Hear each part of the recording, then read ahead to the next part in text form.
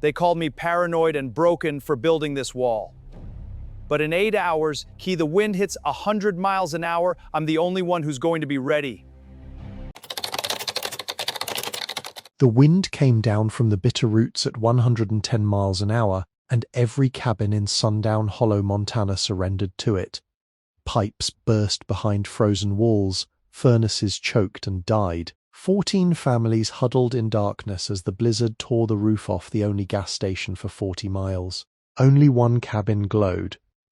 Behind a wall of earth no one understood, Jax Harlan sat with his German Shepherd Smoky and watched the inferno of snow scream past windows that did not even rattle. For 3 months, this hollow had called him crazy, paranoid, broken. Tonight they would call him something else. Tonight they would call him for help. Before we continue, tell us in the comments where you're watching from today. The cold came up through the floorboards of the cabin first, the way bad news always travels, from the ground beneath you before it reaches anywhere it can be argued with. Jax Harlan opened his eyes in the dark to the familiar fact of it, the sting of October air that had crawled in under the door and across the cracked pine planks and into the wool blanket he had pulled up to his chin somewhere around 3 in the morning.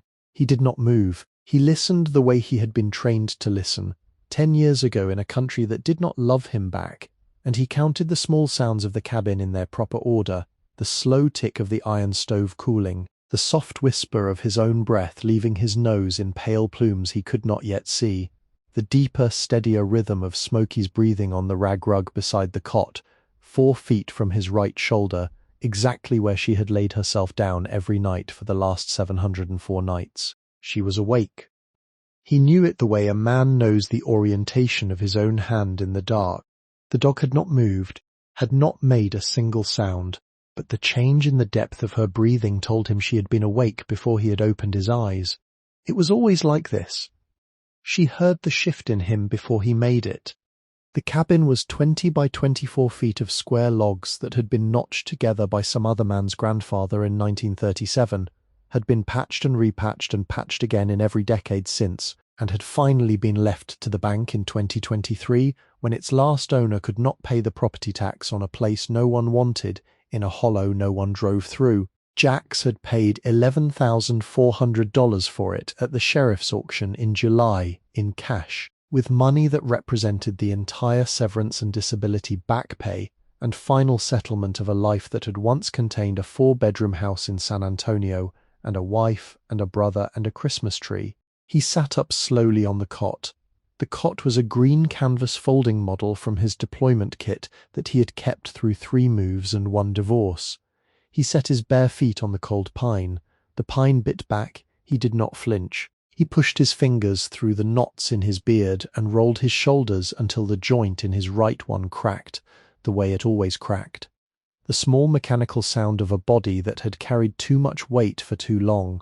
Smoky lifted her head. Her amber eyes caught the grey pre-dawn light from the small east window in a way that always made him think of brass shell casings in tall grass. Her thick double coat had grown back almost completely over the surgical scar that ran from the top of her left shoulder down to the joint of her foreleg, but he could still see the faint line of it when the light caught it right, a thin band of paler fur, where the bullet had gone in and the field surgeon had cut deeper to take it out. She had been 4 years old then. She was 8 now. She had served the United States Army for 61 months as a military working dog with the K-9 detachment of his Special Operations Team. She had cleared more rooms than most of the men he had buried. "Morning," he said softly. Her tail thumped once against the rag rug, a single beat of acknowledgement. The small, profound courtesy that passed between them every morning like a salute, neither of them had ever been ordered to perform.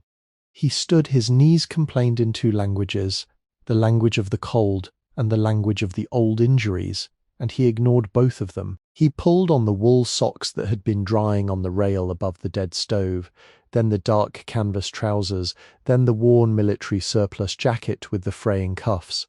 The jacket had been with him since 2019. The left elbow had been patched by a tailor in Kandahar. The right cuff had been patched by his own hand in a hospital bed in Landstuhl. The collar still smelled faintly of the desert. the way certain things refuse to release their first life no matter how many times you wash them. He crossed to the stove and opened the iron door. The bed of coals had collapsed into a thin layer of grey ash with a few orange threads still alive at the bottom. He fed it 3 pieces of split spruce from the dwindling stack and waited, watching the orange threads find them and climb. He shut the door.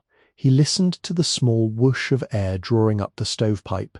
He laid his palm against the iron. The metal was barely warm. The night had taken almost everything. Outside the kitchen window, the world was the colour of ash and pewter. The first true cold of the season had settled into the hollow during the night. A hard 10 degrees of frost that had glassed the puddles and starched the brown grass and laid a thin white skin across the corrugated steel roof of his pickup.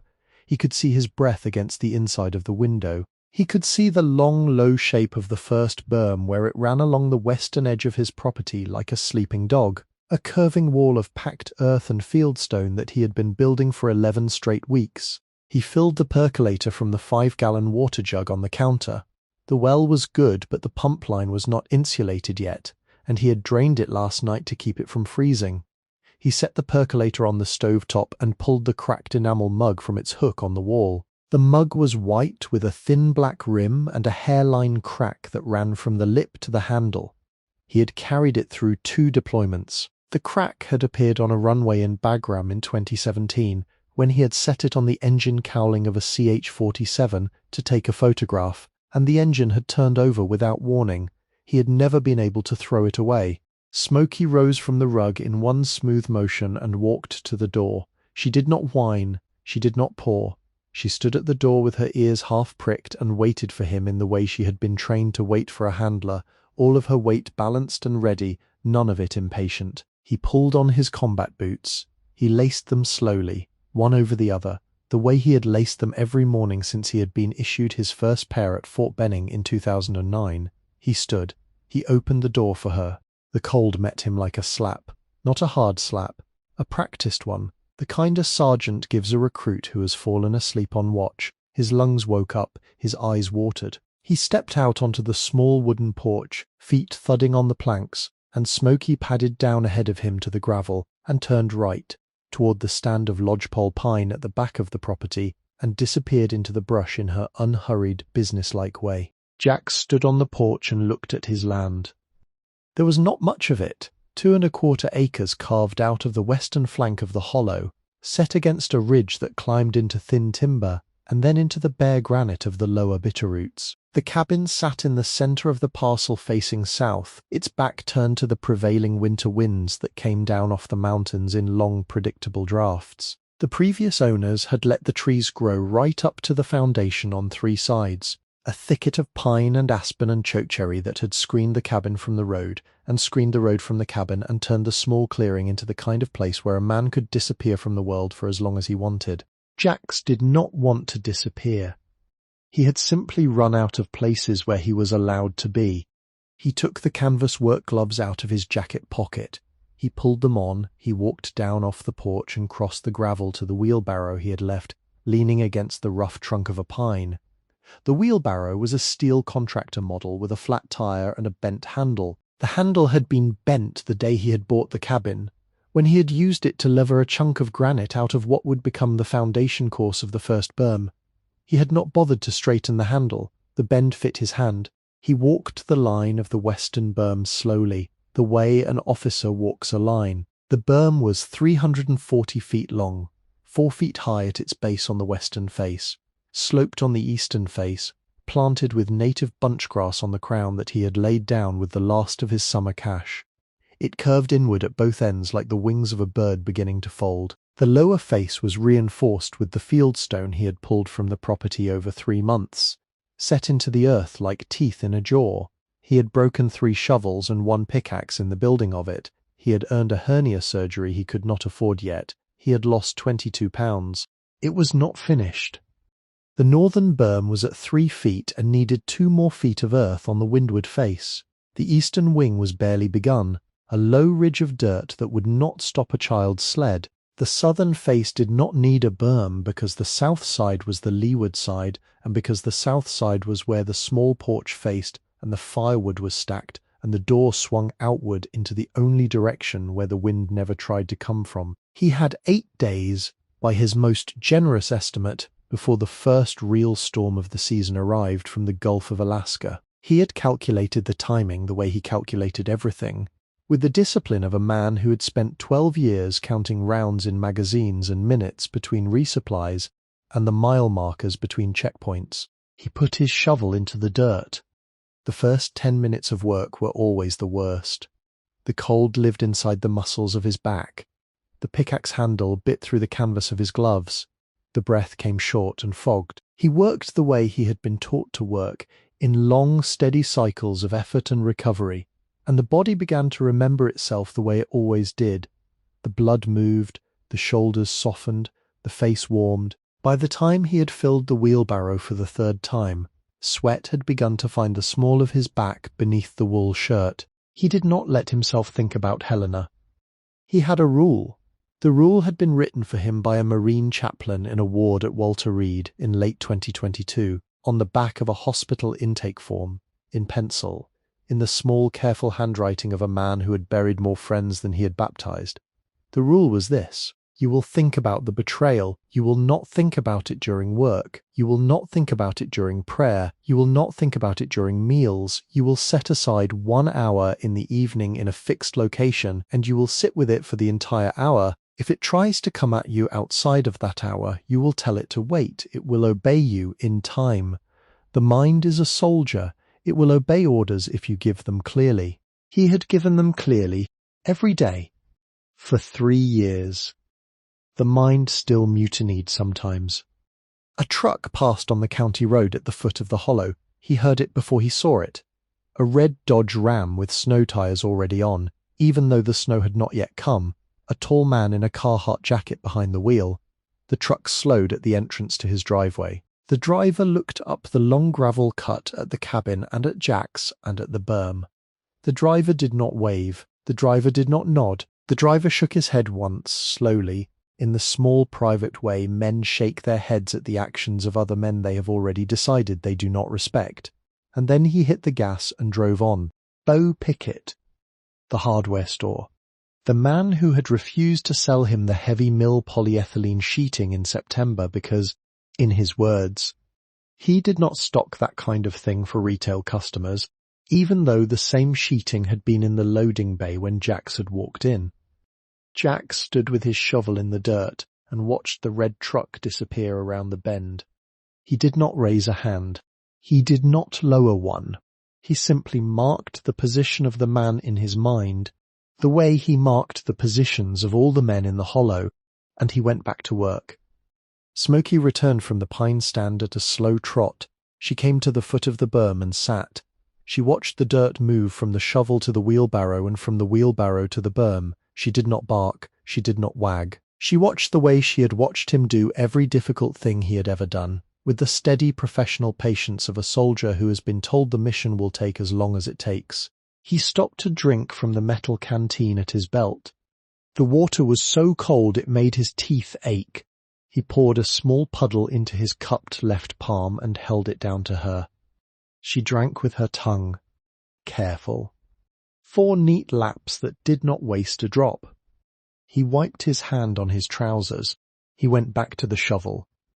By the time the sun cleared the eastern ridge, he had moved 3/4 of a cubic yard of frozen topsoil onto the northern berm.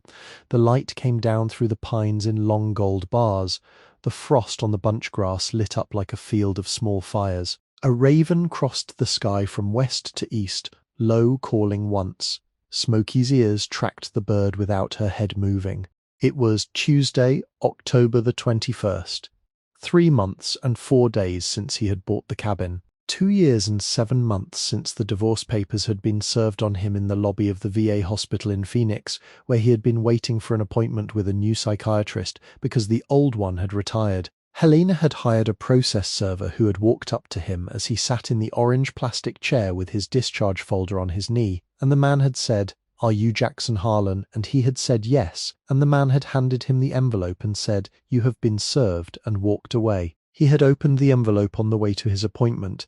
The marriage of 15 years had been dissolved in a Bexar County family court 3 weeks earlier without his knowledge or signature. Helena had filed under irreconcilable differences and abandonment on the grounds that he had been physically absent from the marital home for the duration of his last deployment, and the judge had granted the dissolution by default. The house was hers, the savings account was hers, the 2 vehicles were hers, the retirement contributions were hers. He had walked out of the appointment with a new prescription for sertraline and the awareness that he had been legally ground into nothing while he had been 6,000 miles away getting shot at on behalf of a country that had forgotten his name.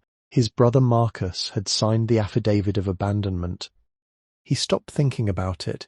He pushed the shovel back into the dirt. He moved a stone the size of a basketball onto the berm with both hands and his knees and the small of his back, and he did not stop until the stone was where he wanted it, set into the earth the way a brick is set into mortar, locked into the larger pattern of stones that would hold the wall together when the ice came down on the windward face and tried to lever it apart. The compass in his left breast pocket pressed against his ribs as he worked. The compass had been his father's, a Lensatic Kamenga model in olive drab paint with a small dent on the housing where his father had dropped it on the deck of a Huey somewhere in the Mekong Delta in 1968. His father had carried it through the Tet Offensive and the rest of his tour and the rest of his life, and had given it to Jax on the morning Jax left for Fort Benning in the spring of 2009. In the kitchen of the little house in Reno where his mother had still been alive. His father had said almost nothing when he handed it over. His father had been a man of almost nothing the long way through. He had said only this: "The wind is the enemy you do not see. Pay attention to the wind." Jax had not understood, at 20 years old, what his father meant. He understood now. He stopped at noon for 15 minutes. He sat on the porch on an upturned milk crate and ate cold black beans from a can with a plastic spoon and drank the rest of the water in the canteen. Smoky lay across his boots. The sun was high, the frost was gone from the grass. The temperature had climbed almost to 40 degrees. He watched a hawk circle high above the ridge. He thought about nothing. The hour for thinking would come at 6. At 12:15 he went back to work. By 3 in the afternoon, his hands had stopped feeling the shovel. By 4, his back was a single long sheet of pain that began at the base of his skull and ended somewhere behind his right knee. He worked through it. He had worked through work. The northern berm climbed 3 more inches by the end of the day. He covered the new face with a tarp and weighted the tarp with stones at the corners. He coiled the contractor's tape measure and put it in the gear bag on the porch. He cleaned the shovel and the pickaxe with the shop rag. He hung them on the porch wall. The cabin was almost as cold inside as the outside air. He fed the stove again. He set water to heat. He stripped to the waist and washed himself with a folded cloth, slowly the way a soldier washes when there is no shower and no time. The skin of his chest was a topography of small white scars. The scar that mattered most ran along the inside of his right forearm in a thin line 11 centimeters long. He did not look at it. He pulled on a clean wool undershirt and the same canvas shirt and the same jacket, and he went to the porch with the enamel mug full of black coffee, and he sat down on the milk crate. Smoky lay across his boots. Across the hollow, a porch light came on. The Whitaker cabin. Eleanor Whitaker, 73 years old, widow of Walter Whitaker, who had died of a heart attack on a Tuesday in March 9 years ago while shoveling his own driveway. Jax had never spoken to her. He had seen her on her porch every morning and every evening for 98 days. She had a small white dog of indeterminate breed that she walked twice a day at the edge of the gravel road. She wore a navy blue parka with a fur-lined hood. She had thin white hair that she kept in a single braid down her back. She watched him work. He had felt her watching him work for 98 days. He had never returned the look. Tonight she was on her porch again. She had the same enameled cup he had. She raised it once, in his direction, in the smallest possible motion of the wrist, and lowered it again. It was not a wave. It was something older than a wave. He did not know what to do with it. He looked down at his coffee. When he looked up again, she was still watching. He raised his own cup. The same small motion. She lowered hers and went back inside. The cabin door closed behind her. The light on her porch stayed on. He sat there until the coffee went cold. The sky above the ridge bled out from gold to bronze to ash. The first stars came out, Smoky's breathing grew slow, and even against his boots, he thought for 1 full hour exactly about Helena and Marcus and the 4-bedroom house in San Antonio and the courtroom he had never seen. He thought about the way his brother had looked at him over Thanksgiving dinner in 2018, the year before the deployment, the small calculating look he had not understood at the time. He thought about the affidavit.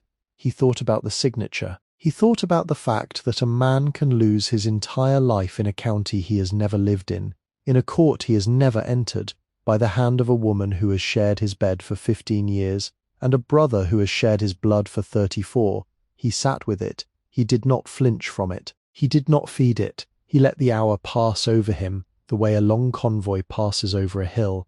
At 7 he stood. The hour was over. He went inside. He fed the stove. He fed Smoky. He ate 2 slices of bread and a tin of sardines. He lay down on the cot in his clothes. He pulled the wool blanket up to his chin. Smoky lay down on the rag rug beside him. He listened to the wind. The wind was rising in the high country. He could hear it in the lodgepole pines on the ridge, a long thin sound like a man drawing breath through his teeth. It would not come down into the hollow tonight. It would come down soon. He could feel it the way his father had felt it, in the small hairs on the back of his neck and in the old broken places in his right shoulder that always ached before bad weather. He closed his eyes. The cabin cooled around him. Smoky's breathing slowed. The stovepipe ticked. He did not sleep for a long time. When he finally did, he dreamed, as he always dreamed, of a road in a country whose name he no longer said aloud, and of a sound in the air that was not yet a helicopter, and of the taste of dust in a mouth that had once been young. The next morning came wrapped in a thin grey haze that hung in the hollow until almost 9. The hoarfrost was heavier than the day before. Every blade of grass and every fence wire wore a fine white coat that crunched audibly when the wind moved over it. Jax stood on the porch with the enamel mug in his hand and watched his own breath drift out and dissolve against the pewter sky. And he understood, in the patient, unsentimental way that he understood most things, that the season had turned over in the night while he had slept. Smoky stood beside him with her ears half pricked. Her nose lifted to read the air. She was reading the wind direction. She was reading the smell of wood smoke from the 4 chimneys he could see across the hollow. She was reading something else as well, something smaller. And her ears moved twice in a quick reset that told him she had heard a sound he had not heard yet. He waited. 3 seconds later, the sound came down the gravel road, the slow, uneven crunch of a woman's boots, and beneath it the higher, faster patter of a small dog on the loose. Eleanor Whitaker was walking her white terrier along the ditch line. She was 50 yards out, head down against the cold, the navy parka zipped to her chin and the fur-lined hood pulled forward. The terrier was off the leash, sniffing every fence post in the slow, methodical way of small dogs that have nowhere they need to be. She moved with the careful balance of a person who has fallen before and does not intend to fall again. The hollow was not gentle ground for a woman in her 70s. The county had not graded the gravel since August. She did not look up at him. She did not look up at the cabin. She walked past the entrance of his driveway and continued north toward her own gate and disappeared from view behind the screen of pines that separated his property from hers. He had watched her do this every morning since he had moved in. She had not once acknowledged him. He went back to work. The Whitaker cabin was a 1-story log structure built in the same era as his own, larger by a third, with a wraparound porch and a steep cedar shake roof and a stone chimney that had been laid by a man who knew what he was doing. There was a small barn behind it that had been converted into a woodshed. There was a chicken coop that had not held chickens in years. There was a pole gate at the head of the gravel drive that always stood open because, in 9 years of living alone, Eleanor had not once needed to close it. Walter Whitaker had built the woodshed in 1981. He had built the chicken coop in 1984. He had laid the stone chimney in 1979. The same year he had built a 40-inch high earthen berm along the entire western and northern faces of the cabin in a curving system that wrapped the structure in 2 arms of packed earth. The berm had been planted with native rye and bunchgrass. The berm had been faced with the same field stone Jax was using now. The berm had stood for 19 years. In 1998, when the property line had been resurveyed for a county tax reassessment, the new surveyor had marked the western face of Walt's berm as encroaching 1 foot 8 inches onto the easement of the gravel road. The county had cited Walt for the encroachment. Walt had argued the citation in 2 hearings. Walt had lost both hearings on technical points. Walt had been ordered to remove the berm at his own expense. Walt had refused. The county had brought a backhoe in October of 1999 and taken the berm down to the bare soil in 3 afternoons. While Walt stood on his porch with his hands on the railing and said nothing, the bunchgrass had come back the next spring. The berm had not. Walt had built a smaller berm later, in 2003, only on the northern face, inside the property line, and he had not bothered to face it with stone because by then he had begun to lose the small motor strength in his hands that the doctor at the VA had said was the early signal of an incoming heart that was not going to last as long as the rest of him. The smaller berm had eroded after his death. Eleanor had not been able to maintain it. The grass had grown over what was left. Jax did not know any of this. He worked through the morning with his head down and his back bent and his hands inside the canvas gloves. He did not look across the hollow. He did not look at the road. He worked. The northern berm climbed 2 more inches by 10. The wheelbarrow made 11 trips between the borrow pit at the back of the property and the working face of the wall. The sweat soaked his undershirt. The pain in his lower back found its rhythm and settled there. The cold in his fingers found his rhythm and settled there as well. He had learned long ago how to live inside the discomfort instead of arguing with it. At 11, a county truck rolled up the gravel. He heard it before he saw it, the slow grind of a 4-cylinder engine in 2nd gear, the crunch of studded tires on frost. He set the shovel down. He stepped out from behind the working face of the berm and onto the small flat where his driveway met the gravel road. The truck was a white Ford F-250 with the green and gold seal of Ravalli County on the door. The driver was a man in his late 50s with a grey walrus mustache and a thick brown coat with a fur collar, and he was already looking up at the berm before he had come to a full stop. He killed the engine. He sat for a moment behind the wheel with his hands on the top of it. He climbed out slowly. His knees, like Jax's, complained on the way down. Mr. Harlan. That's me. Galen Hennessy. Code Enforcement. Ravalli County. Officer. Got a complaint on file about the work you've been doing here. Jax nodded. He had expected this.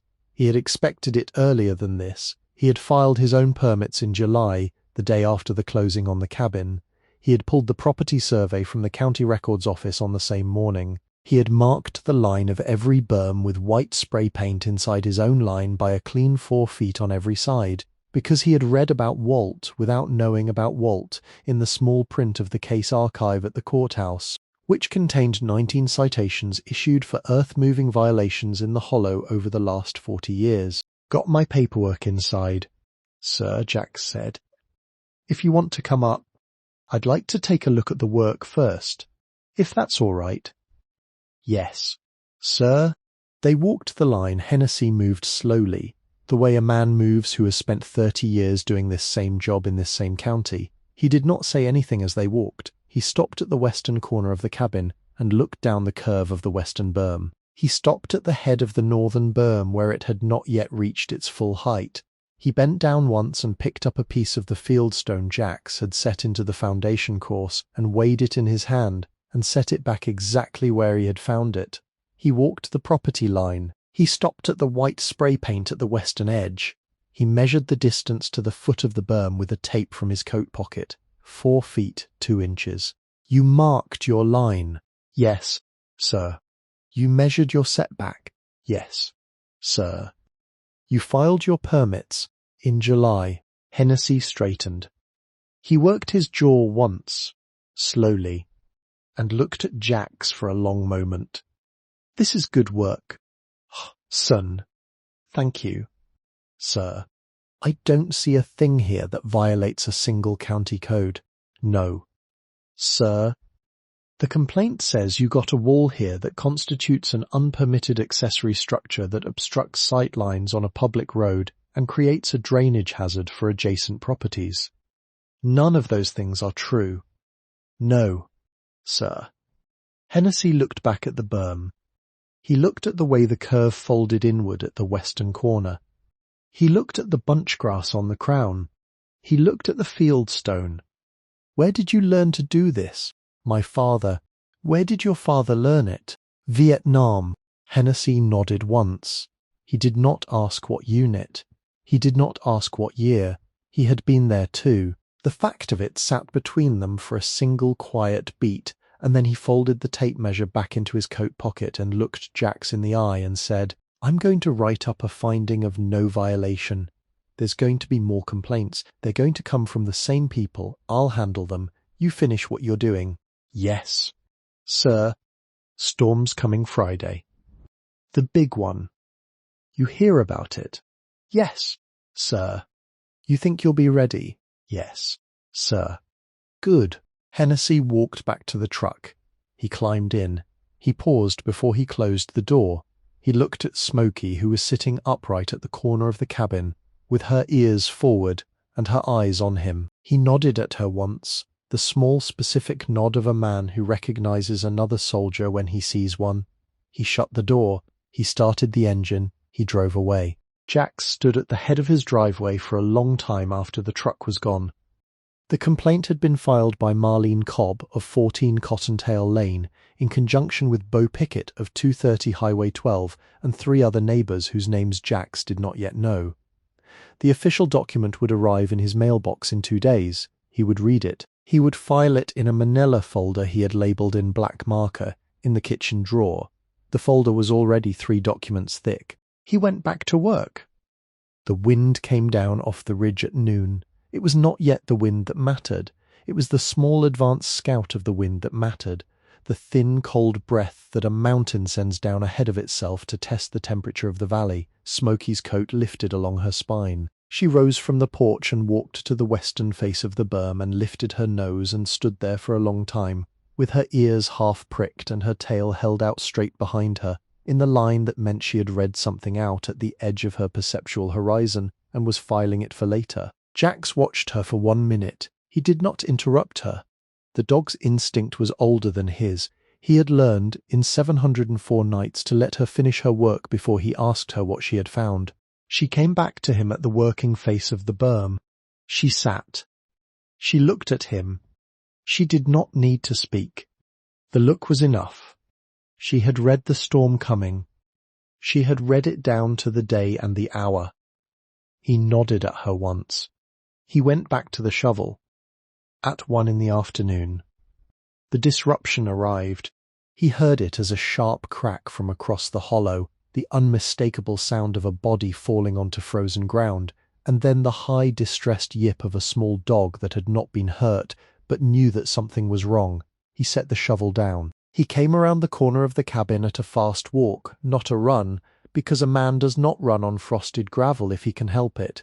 He saw the white terrier first, doing its small, frantic circle in the road. He saw the black shape of a wood-splitting maul lying on the frozen ground beside the woodshed. He saw, then, the navy blue of the Parker sprawled on the gravel of the path between the woodshed and the porch of the Whitaker cabin, and the white braid of hair that had come loose from the hood, and the still hand that was extended toward the maul, as if she had reached for it as she went down.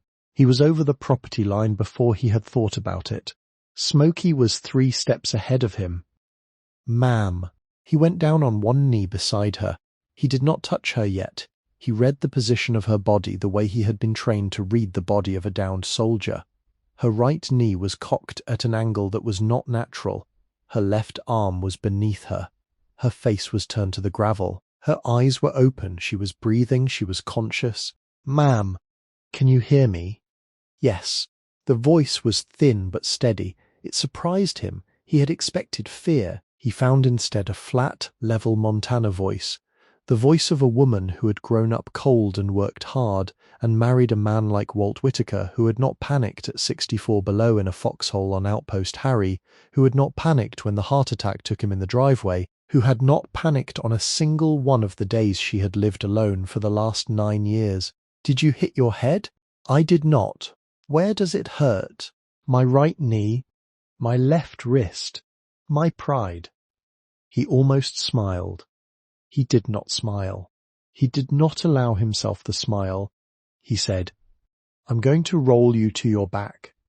Tell me if anything else hurts when I do." "All right." He rolled her, one hand at her shoulder and one at her hip, slowly in one smooth motion. The way he had rolled wounded men on rocky ground in the dark. She made a small sound through her teeth as the right knee moved. She did not cry out. He laid her flat. He looked at the knee. The kneecap was where it should be. The leg lay straight. The pain was probably a strain or possibly a hairline fracture. The wrist looked worse. The skin had begun to swell already, and the angle was not right. "I'm going to carry you inside." "Ma'am, you don't need to." "I do. I can walk." "You can't walk." She looked at him for a long moment. Her eyes were a pale grey, the colour of weathered cedar. Her mouth was thin. There was a small scar at the corner of her chin that he would learn later was the souvenir of a fall from a horse in 1962. She was not afraid of him. She was, in the small and specific way of women who have lived a long time alone, irritated that she required him. "What is your name?" "Jax. Jax Harlan." "Mr. Harlan?" "Yes." "Ma'am, you may carry me." He slid one arm under her knees and one beneath her shoulders. She was lighter than he expected. He stood with her in a single steady motion, and he walked her up the path and onto the porch and through the door of the cabin and into the warm, dim front room. The white terrier scrambled in behind them, tail high, unsure of its place. Smoky waited at the threshold, her body angled, her eyes on Eleanor's face. She did not enter without permission. "Bring the dog in." "Ma'am, bring her in." "She is welcome." Smoky stepped in. She moved past the terrier without so much as a glance at him and stopped beside Eleanor's couch and sat. Eleanor looked at her. The look held for a long moment. "What is her name?" "Smoky." She served. "Yes." "Ma'am." Eleanor closed her eyes briefly. She did not say anything else.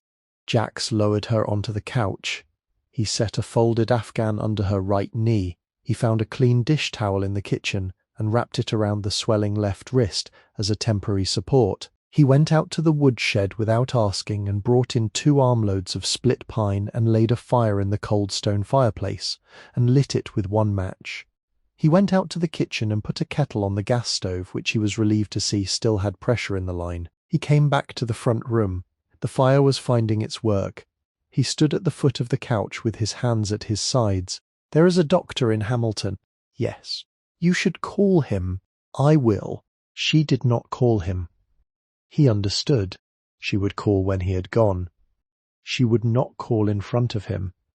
There were things a woman of her age and her formation did not do in front of a stranger. He nodded once. "Mr. Harlan." "Yes." "Ma'am." "Thank you." "Yes." "Ma'am." "Will you come back tomorrow?" He paused.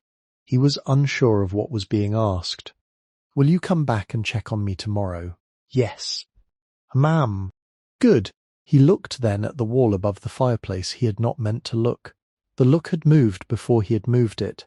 The wall was hung with photographs. There were 6 of them in plain wooden frames, set in 2 rows of 3. The top row was a wedding photograph in black and white from somewhere around 1972, a portrait of a young woman in a long white dress, and a tall thin man in a dark suit standing in front of a stone church. The other 2 were of the same man in different decades, one in olive drab fatigues with a steel pot helmet and a younger face, one in a faded plaid shirt standing in front of a wall of packed earth and stone that ran along the western face of the cabin he was now standing in. The wall. Jax's eyes locked on the photograph. The berm in the picture rose 4 feet above the man's belt line. The face was packed earth set with fieldstone in a courses pattern that Jax would have recognized in his sleep. The crown was planted with bunch grass. The wing curved inward at the western corner. The same wall. The same exact wall. Eleanor watched him look. She did not say a word.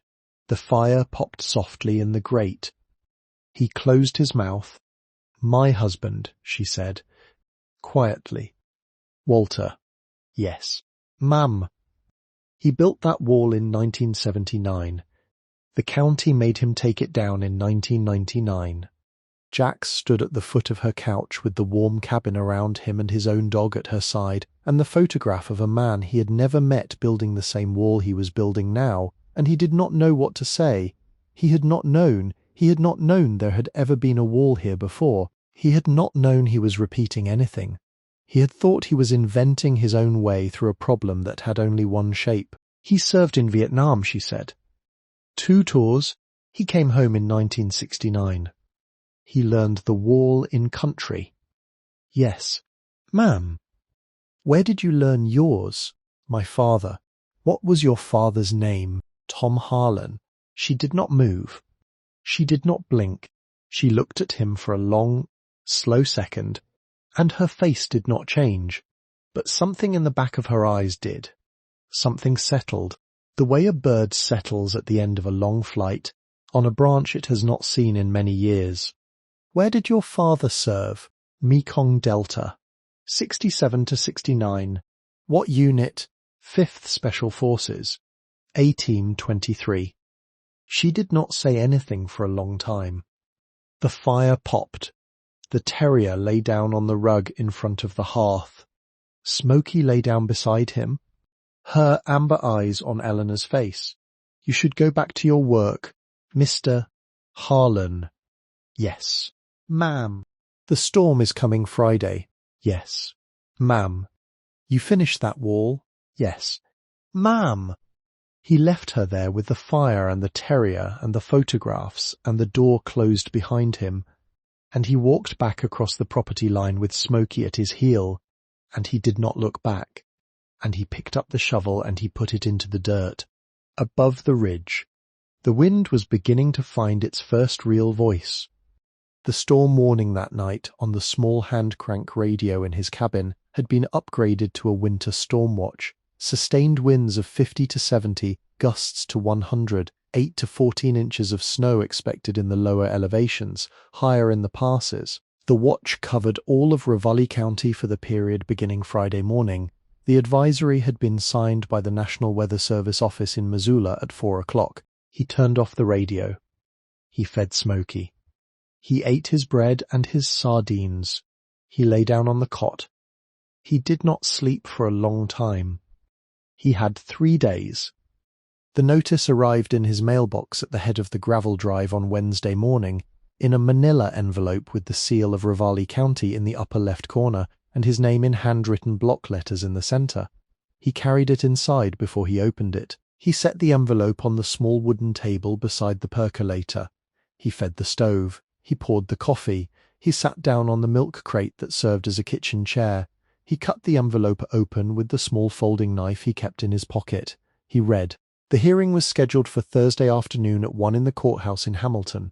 The complaint listed 5 signatories: Marlene Cobb, of the address she shared with her husband Dale Cobb on Cottontail Lane; Bo Pickett, of the property at 230 Highway 12; Nathan and Joyce Reedy, of the place at the head of the hollow that he had not yet been able to see clearly through the pines; a man named Pierce Tilden, whose address was a P.O. box. The complaint alleged 5 violations: unpermitted earth moving, construction of an unauthorized retaining structure, drainage interference with adjacent parcels, aesthetic degradation of a designated rural scenic corridor, reckless endangerment based on the proximity of the structure to the public roadway. He read the document twice. He folded it back into the envelope. He set the envelope on top of the manila folder in the kitchen drawer. The folder was now 4 documents thick. The folder, he noticed, would not close. He drank the coffee. Smoky lay across his boots. He worked through Wednesday on the northern berm. He moved another half cubic yard. He set 14 stones into the foundation course. The wind on the ridge was steadier now, a low, constant moan that was beginning to carry pine needles down into the hollow. The temperature dropped to 27 by sundown. His breath froze on the inside of the cabin window when he stood close to it. He fed the stove. He fed Smoky. He thought for 1 full hour at 6 about Helena. He slept for 4 hours and 40 minutes that night, in 3 pieces. On Thursday morning, he put on the only set of clothes in his possession that were not work clothes. A pair of grey dress trousers from the bin at the Goodwill in Hamilton, a clean white shirt, a black necktie that had belonged to his father, the same boots polished, the same canvas jacket brushed clean. He shaved his beard along the line of his jaw with the straight razor and the small scrap of mirror over the kitchen sink. He combed his hair back with water. He looked at himself in the mirror. He did not recognize the man he saw exactly, but he recognized something in the eyes. He nodded once. He drove the Ford F-150 into Hamilton with Smoky on the passenger seat and the manila folder in the footwell. He parked at the courthouse at 12:20. He walked Smoky around the parking lot for 10 minutes. He crated her in the bed of the truck under the canopy with a wool blanket and a bowl of water, and the door cracked for air. He told her he would be back inside an hour. She lay down on the blanket and watched him through the small opening with her amber eyes calm. He went into the courthouse with the folder under his arm. The hearing room was on the 2nd floor. It was a small wood-panelled chamber with an American flag and a Montana state flag in the corner, and a long oak table at the front, and a row of folding metal chairs along the back wall. He sat in the 2nd row from the back. He set the folder on his knee. He waited. The complainants came in together at 12:50. Marlene Cobb led them. She was a tall, thin woman in her early 60s, her hair dyed the colour of dark cherry, her mouth set in the small permanent line of a person who has spent 40 years narrating other people's lives to themselves. Dale walked behind her with the bored, patient posture of a man who had stopped having opinions in 1996. Bo Pickett came in third, in a clean Carhartt jacket and a Stetson he held in his right hand. The Reedys came together, a heavy man and a thin woman who looked like brother and sister and were not. Pierce Tilden was the last to arrive. He was a small man with thick glasses and a wool overcoat and the kind of polished black shoes that did not belong in this county. He did not sit with the others. He sat in the front row by himself and opened a leather portfolio and began to read. Eleanor Whitaker came in at 1 o'clock exactly. She walked with a forearm crutch under her left arm and a brace on her right knee, and she moved slowly down the aisle past the complainants without looking at them, and she sat down in the first row on the opposite side from Pierce Tilden. She set her cane against the bench. She folded her hands in her lap. She looked straight ahead. Marlene Cobb's mouth tightened. The hearing officer entered. She was a woman of about 50 in a navy pantsuit, her hair short and grey, a manila folder of her own under her arm. She introduced herself as hearing examiner Patricia Cole. She read the case number. She read the address of the property. She read the names of the 5 complainants and the name of the respondent. She asked Mr. Harlan whether he was present and represented by counsel. He said he was present and not represented. She asked the complainants the same question. They were present. They were represented by Mr. Pierce Tilden, of Tilden and Associates, a law firm in Missoula whose retainer Marlene Cobb had paid out of the proceeds of an inheritance she had received in August. The hearing began at 1:06. Pierce Tilden spoke first. He spoke for 22 minutes. He used the words structure and unpermitted and adjacent and degradation and corridor and endangerment and a great many other words that had been chosen by a man paid $240 an hour to choose them. He showed photographs of the berm taken with a long lens from the gravel road, in which the wall appeared larger and more menacing than it was. He cited 4 sections of the county code. He requested an injunction ordering the immediate cessation of all construction activity and the removal of the existing structure within 30 days at the respondent's expense. He sat down. Hearing examiner Cole turned to Jax. "Mr. Harlan, you may respond." He stood. He did not approach the front. He spoke from his place at the 2nd row. He spoke slowly and clearly and without raising his voice, the way he had spoken 27 times to 27 separate panels of officers and review boards and intelligence debriefers and JAG representatives across 12 years of service. And the room went very quiet around him because a room always went quiet when a man spoke this way. Hearing Examiner Cole, "With your permission, you have the floor, Mr. Harlan." He opened the folder. He set it on the bench in front of him. He spoke without reading. "On July 15th of this year, I purchased the property at 1614 Sundown Hollow Road from Ravalli County at a sheriff's auction following a tax foreclosure proceeding. The deed was recorded the same day. On July 16th, I obtained a property survey from Bitterroot Land Survey Company, copies of which are in this folder. On July 20th, I filed permit applications for an earthen landscape feature with the Ravalli County Department of Building and Planning. The applications were reviewed and approved on August 4th. Copies of the approved permits are in this folder. On August 6th, I filed a setback variance request to confirm the location of the proposed feature relative to the public right-of-way. The variance was approved on August 29th. Copy in the folder. On September 1st, before any earth was moved, I marked the lines of the proposed feature with white paint at a setback of 4 feet from the easement of the public roadway, 2 feet beyond the minimum required by the county code. Photographs in the folder. The work began on September 2nd. The work has continued from that date. The work is approximately 70% complete. He paused. Mr. Tilden's photographs were taken from a position approximately 90 feet from the closest face of the structure at a focal length that compresses distance. The structure is in fact set back 4 feet from the easement. The structure is in fact planted with native bunchgrass on the crown. The structure is in fact faced on the windward side with fieldstone that has been pulled from the property itself. The structure is in fact designed to break and divert the prevailing winter winds that come down off the Bitterroot Mountains across the western and northern faces of the cabin. The structure does not interfere with drainage from any adjacent parcel. I have a hydrology report from October 3rd in the folder confirming that. The structure is not visible from the public roadway except in the lower 3 feet, and is screened from that view by the existing hedgerow. Photographs in the folder. The structure presents no endangerment to the public roadway because there is a 4-foot setback and a hedgerow and a drainage swale between the structure and the roadway. Photographs in the folder. He paused again. "I have lived in this hollow for 99 days. I have not spoken to any of the complainants. I have not been spoken to by any of the complainants. The complaint alleges aesthetic degradation. I respectfully ask the examiner to note that the standard for aesthetic degradation in a designated rural scenic corridor under County Code Section 41-6 is the introduction of a structure that is incompatible with the predominant rural and historic character of the area. I have included in the folder 6 photographs of an identical structure built on the adjacent property by Mr. Walter Whitaker in 1979 and visible in county records and family archives until 1999.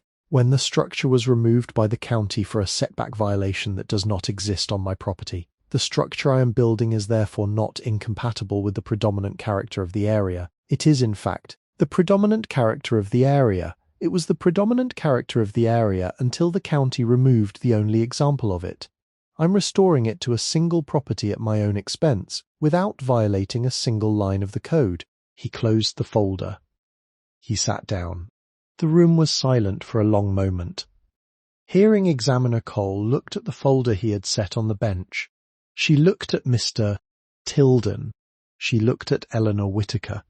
She looked back at Jax. "Mr. Tilden, do you wish to respond?" Mr. Tilden cleared his throat. He had not evidently anticipated the photographs of Walter Whitaker's berm.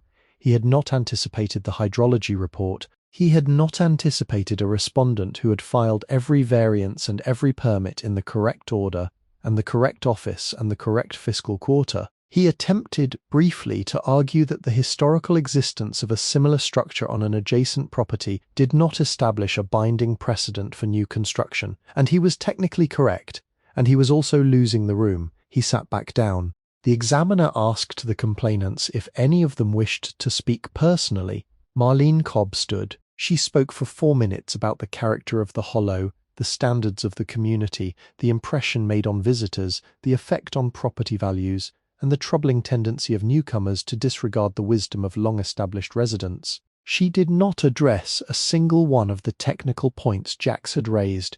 She sat down. Bo Pickett did not stand. The Reedies did not stand. The examiner turned to Eleanor. Mrs. Whittaker, were you aware that you had been listed in a separate case file as an interested party? I was not. Do you wish to make a statement? Eleanor stood. She used the crutch under her left arm. She did not lean on the bench in front of her. She spoke without raising her voice, and the room went silent around her, in the same way it had gone silent for Jax, because a woman of her formation made a room go silent when she chose to speak. My husband Walter built that wall in 1979. He served in Vietnam.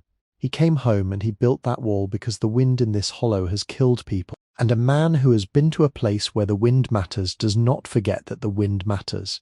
The county took his wall down in 1999, and 3 winters later, we lost 2 structures in this hollow to wind damage.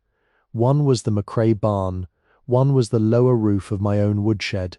Mr. Harlan is doing a thing my husband did before him, on his own property, with all the proper permits, and he has been doing it quietly and well and at his own expense.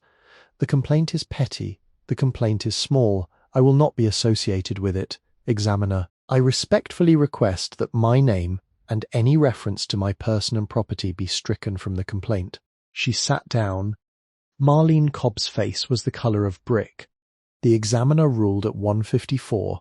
The complaint was dismissed in full. The respondent was found in compliance with every applicable section of the county code. The structure was permitted to continue to completion under the existing permits. The complainants were assessed $240 in administrative costs to be divided pro rata. The room cleared. Jax stood. He picked up the folder. He turned to leave. Eleanor was waiting at the back of the room with her crutch. Mr. Harlan. Mrs. Whittaker. That was well done. Thank you, ma'am. Will you give me a ride back to the hollow? Yes, ma'am. He walked her down the courthouse stairs slowly, 1 step at a time. He held the door of the truck for her. He helped her up into the seat. Smoky shifted to the small space behind the seat to make room. The terrier who had ridden in with one of the Reedies was now making his way home in the back of a pickup he disliked. Eleanor laid the crutch across her lap. She did not speak as they pulled out of the courthouse parking lot. They were halfway back to the hollow before she spoke. Marlene's husband Dale was one of my Walter's oldest friends. Yes, ma'am. He has been afraid of his own wife for 41 years. Jax did not say anything. You will lose more friends than you will gain. Doing this, I have not had friends in some time. Ma'am, I know. The truck climbed the long grade up out of Hamilton. The wind on the high ground was visible in the bending of the lodgepole pines. The sky to the west was the colour of slate. Mr. Harlan. Yes, ma'am. You will not finish in time. I will. Ma'am. You will not. I will. She looked at him sideways for a long moment. She did not press the point. He drove her home. He helped her up the porch steps. He saw her settled into the front room with the fire built up. He brought in 3 more armloads of split pine from the woodshed and stacked them by the hearth. He filled the kettle and set it on. He looked once more before he left at the photograph of Walter Whittaker standing in front of the wall in 1979. He nodded at the photograph the way Hennessy had nodded at Smoky in the driveway. He let himself out. He drove home. He parked the truck. He changed back into work clothes. He went out to the berm. He worked until the light failed at 6:20. He worked another 40 minutes by the headlamp. He worked until his hands stopped closing on the handle of the shovel. He came inside. He fed the stove. He fed Smoky. He boiled the kettle. He drank coffee. He sat with Helena for 1 hour. The wind on the ridge was rising. At 9:45, the storm watch was upgraded to a storm warning. He drove to the hardware store at 10:05. Bo Pickett was alone behind the counter, closing out the register. The store was quiet. The old fluorescent tubes hummed in their long row above the aisles. Jax took a single bag of fuel pellets from the pallet by the door, the last bag in the building. He set it on the counter. He set $627 cash beside it. He waited. Bu looked at the money. He did not look at Jax. He rang the bag up. He counted out the change. He set the change on the counter. You testified against me today. I did not testify. Mr. Pickett. I responded. You made my wife look small. I made the case. Bu looked up. Then. The two men looked at each other across the counter for a long moment. Outside, the wind moved the sign that hung over the loading bay door, and the iron chain that held it creaked. Storm's bad. Harlan. It is. You really think that wall'll hold? It will. They looked away. He rubbed the back of his neck with one big hand. He nodded once, almost imperceptibly, the way a man nods when he is conceding a thing he is not yet ready to say out loud. Drive safe. Yes, sir. Jax picked up the bag of pellets. He carried it out to the truck. He drove home through a hollow that had begun, finally, to feel the breath of the storm. The lights in the cabins he passed were on. The smoke from the chimneys ran sideways. He pulled into his own drive at 10:34. He stacked the pellets on the porch. He went inside. He shut the door. The storm warning that night, on the small hand-crank radio in his cabin, predicted the front to make landfall at 3 a.m. Friday and to peak at midnight. Sustained winds of 70, gusts to 120. Up to 20 inches of snow at the lower elevations. He looked at Smoky. She looked back at him. He had 18 hours. The dawn on Friday did not arrive so much as fail to. The sky above the hollow remained the colour of wet ash from 4 a.m. until almost 10, and the temperature, which had stood at 12 degrees when Jax stepped out onto the porch with his coffee at 5:15, climbed to a high of 19 by mid-morning before beginning, by noon. The slow, steady descent that would take it to 7 below by midnight. The wind was already a presence, not yet the wind that mattered. The advance scout. The thin, cold breath that had been rolling down the ridge since Tuesday and was now arriving in stronger and more frequent waves, pushing the tops of the lodgepole pines into long, slow bows toward the southeast, and lifting small whirls of dry leaves off the ground and carrying them across the gravel road in spinning columns that died and reformed and died again. He had been up since 3.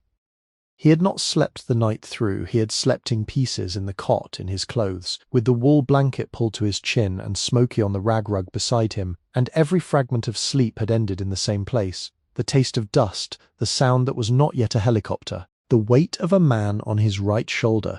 He had stopped trying to sleep at 2:40. He had built up the fire. He had heated water. He had washed himself by the stove. He had eaten a piece of bread and a slice of cold ham. He had laced his boots. He had stepped out onto the porch at 4:10 with the coffee in his hand, and the sky over the ridge had been the colour of charcoal, and he had stood there in the dark, and let the cold find him, and let the wind pass through the canvas of his jacket, and let his eyes adjust to the little light there was, and he had read the morning the way his father had taught him to read it. The wind direction was correct, west-northwest. The wind was coming down off the Bitterroots in a long straight push that would build and build through the morning and reach its peak by midnight. The temperature was correct. The barometer in the small brass case on the kitchen shelf had dropped 6 millibars overnight. The smell in the air was correct. The metallic tang of high-altitude moisture coming down the slope ahead of itself. The smell that his father had called the iron in the snow. The storm was coming exactly when the radio had said it would come. He went to work. The northern berm was 2/3 of the way to its full height. The eastern wing was at half. The southern face still did not need a berm. He worked the northern berm first because the northern berm faced the worst of the coming wind. He worked through the morning with his head down and his back bent and his breath coming in long visible plumes. The wheelbarrow made 18 trips. The shovel went into the dirt and came out with frozen earth and went into the dirt again. The pickaxe broke through the freeze on the borrow pit at the back of the property and bit into the thawed clay beneath. The clay was good clay, dense and stoneless, the kind of clay that a man can pack into a wall by hand if he has the time, and the time was now what he did not have. Smoky stayed on the porch through the morning.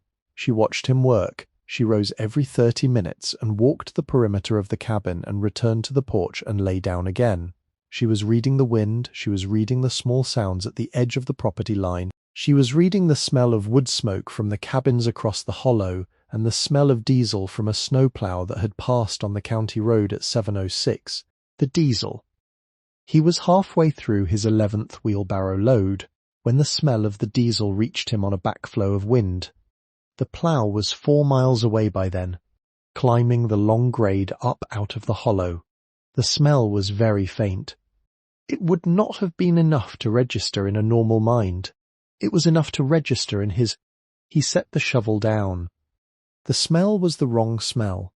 It was the smell of a Cummins diesel idling on a road shoulder in a country with no name, in a town whose name he no longer said aloud, in a moment whose date was tattooed on the underside of his right wrist in numbers he had given the artist while sober and had never regretted. The smell was the smell of the lead Humvee of his convoy as it sat with its engine running on the morning of the 17th, while the team waited for the route clearance package to come up the road, while the sun rose over a ridge that should have been bare and was not bare, while a man named Tovar, who was 24 years old and from Modesto, California, laughed at something that was not actually funny, because he was 24 and from Modesto and all things were funny to him. The convoy moved at 9:11 local time. Tovar was in the second vehicle. The IED was in the road at the 8-kilometer mark. Jax went down on his knees in the snow. His hands were on the handle of the shovel. He could not feel them. The cold had gotten into his fingers an hour ago, and he had ignored it because the cold was always there to be ignored, and the shovel was the shovel, and the work was the work, and the smell was just a smell, a fragment of a thing, a particle of a fragment, and a man could not lose his footing in the world over a particle. He could not. He had been told he could not. The chaplain had said, the doctor had said, he had said it himself, in 1,000 quiet rooms over the last 3 years, to a face that was sometimes his own in a mirror, and sometimes the face of another man across a folding table, that he was not going to lose his footing in the world over a particle, that the particle was not the thing, that the thing was over. The thing was not over. The thing was here, in the snow, in the smell of a diesel that had passed 4 miles away at 7:06, in the small private theatre of his own skull, where the convoy was always moving and the second Humvee was always rolling forward and Tovar was always laughing, and Jax was on his knees in the snow with his hands on the handle of a shovel he could not feel, and he was 24 and he was 37, and he was here and he was there. And he could not get a breath into the bottom of his lungs because the air was too thin or too thick or too full of something he could not name. He did not cry out. He did not move. He did not lift his head. He stayed there, on his knees, in the snow, with the shovel under his hands, for a long time. He counted. That was the discipline. The chaplain had taught it to him. You count anything. You count the boards in the floor, you count the tiles on the ceiling, you count the breaths, you count the seconds. The mind cannot do 2 things at the same time. The mind that is counting cannot also be on the road. The mind that is counting is here, he counted. 1, 2, 3, 4. He got to 36 before his body remembered what air was. His lungs filled in one rough drag. He held it. He let it out slowly. He drew another. He held. He let it out. He drew another. Smoky was beside him. He had not heard her come. He had not seen her move. She had crossed the gravel and the working face of the berm and the snow at the foot of the borrow pit, and she had laid her body against his right hip, and she was pressing her shoulder into his side with the slow, deliberate weight of an animal who has been here before and knows what is required. The pressure was even. The pressure was steady. The pressure was the pressure of a partner saying, I am here. The pressure of a hand on the back of the neck in a dark room. The pressure that broke the loop because the loop could not survive contact with the present moment. And the present moment was a German Shepherd named Smoky who had been on outpost Salerno on the day Tovar died and was now, 8 years later, in a hollow in Montana, with her shoulder pressed into the right hip of a man who was on his knees in the snow. Her ear flicked against his elbow. He put his right hand on the top of her head. The fur was warm. The fur was real. The fur was here. He counted again. To 30. To 40. He stopped counting at 47 because the loop had broken. He breathed normally. He lifted his head. The world came back in the order it always came back. The pines. The ridge. The sky. The cabin. The berm. The wheelbarrow. The shovel. He sat back on his heels. Smoky did not move. She kept her shoulder against his hip until he put his second hand on her head, and then she licked his glove once, the small specific lick that meant she had finished her work. And she got up and she walked to the porch and she sat down, and she watched him from there. He stood up. He picked up the shovel. He went back to work. He moved the next wheelbarrow load. He moved the load after it. He moved the load after that. The shovel went into the dirt. The dirt went into the wheelbarrow. The wheelbarrow went to the working face of the berm. The work was the work. He did not think about Tovar. He did not think about Helena. He did not think about Eleanor. He did not think about Bo Pickett or Marlene Cobb or the courthouse or the photograph of a man named Walter Whitaker on a wall that had been built in 1979. He thought about the shovel and the dirt and the wheelbarrow and the working face of the berm. He had been told a long time ago by a man with 3 rockers and a diamond on his sleeve that the only thing a soldier ever truly owned was the next 10 yards of road. He had owned it then. He owned it now. He moved the dirt. By noon, the wind had shifted by 5 degrees. The temperature was 16. He stopped for 15 minutes. He sat on the milk crate on the porch and ate cold beans and a slice of bread. He drank the water in the canteen. Smoky lay across his boots. He did not look at the cabin across the hollow. He did not look at the road. He looked at the working face of the northern berm, and he calculated, in the small, accurate corner of his mind that did this kind of work, the cubic yards still required and the hours of daylight still available. And he ran the numbers 3 times, and he came to the same answer all 3 times. And the answer was that he was going to make it, just with nothing to spare. If the wind held off until midnight, if the snow held off until midnight, if his back held, if his hands held, if the borrow pit did not freeze in the next 8 hours, if. He went back to work at 12:15. By 3 in the afternoon, the first snow was in the air, not the big snow, the advanced snow, the thin granular snow that came in horizontal and stuck only to the windward face of every pine and every fence post and every stone he set into the wall. The wind was steady at 25 with gusts to 40. The temperature was 12. He kept working. He had stopped feeling his fingers an hour ago. He had stopped feeling his right shoulder 90 minutes ago. He had stopped feeling the small of his back at 1. He worked from the muscle memory of work. The work was a road. The road was 10 yards long. He owned the next 10 yards. At 4:07, the lights at the Whitaker cabin flickered. He did not see them flicker. Smoky saw them flicker. She rose from the porch. She walked to the eastern edge of the property line, and she stood there, ears forward, eyes on the cabin across the hollow, and she stayed in that position for a full 30 seconds. Then she walked back to the porch, and she lay down again, and she watched him. He saw her movement. He marked it. He did not stop working. At 4:22, the lights at the Whitaker cabin flickered a second time and went out.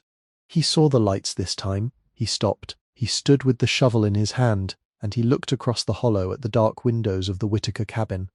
The smoke was still rising from her chimney.